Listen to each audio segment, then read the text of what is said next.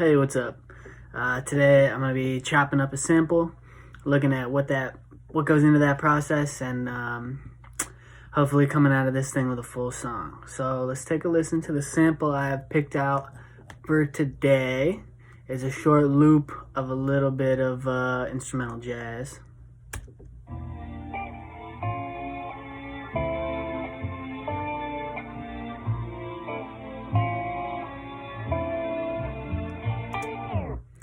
Okay, so you can hear we have some string bass, some legato strings, and some like pizzicato plucked guitar, I guess. So we're gonna start by throwing a couple effects on there. Right now I'm working in Logic Pro, and basically what I'm gonna do is layer a few effects to make this sample sound like something brand new. So I'm gonna start with a tremolo and some distortion, basically, just to get it to sound a little bit funkier. So this is what that sounds like.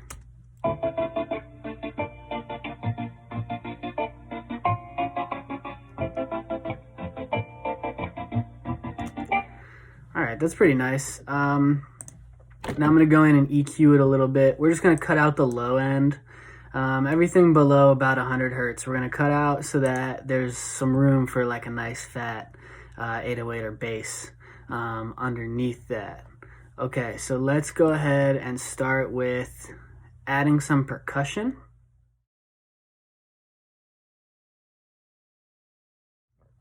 I'm going to do like a snap. I think will sound good on this. So let's hear what that sounds like.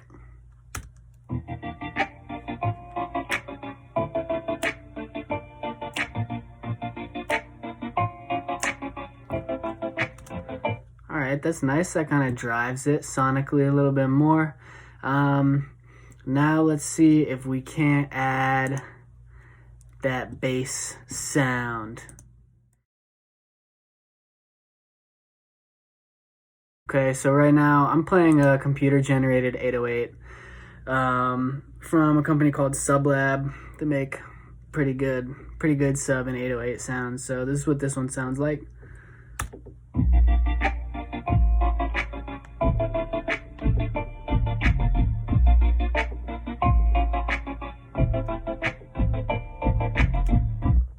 So you can hear that sits real nice below the actual sample because I carved out that space in the EQ from the original sample for that 808 to kick in there. Now we're going to add one more piece of percussion to kind of drive the music into the next movement so that people are expecting a change. So we're going to start with the clap and the snap and the 808. And then we're going to add like a rim hit and a hi-hat.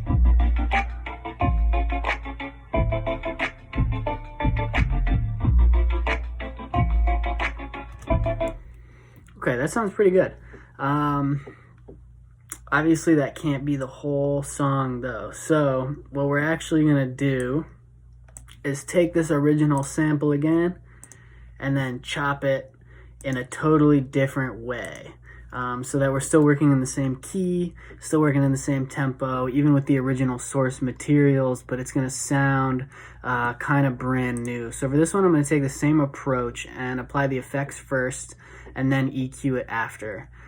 So this one we have a different tremolo on it, rhythm, eighth note, and then we have a micro shifter to essentially add like a little bit of delay and a little bit of pitch change, but it's split between left and right monitor, giving the sample a nice wide sound with like a little bit of subtle pitch attenuation. So let's listen to that now.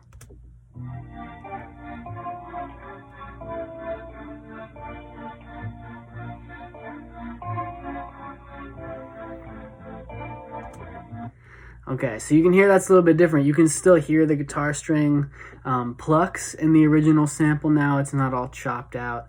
Everything isn't quite as aggressive on the tremolo. So we're gonna do that, and we're gonna actually change the drums. We're gonna keep the small hi-hats that were added, but we're gonna take out the snap and we're gonna add in a kick. We can hear what that one sounds like.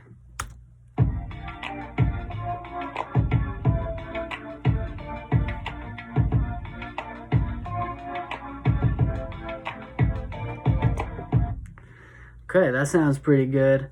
I might add a couple more things later to add like a little bit of a bigger effect, because when you take that 808 out, the song really loses a lot of power on the low end. So we want to make it still sound big when it's coming out of the stereo system so that people feel it.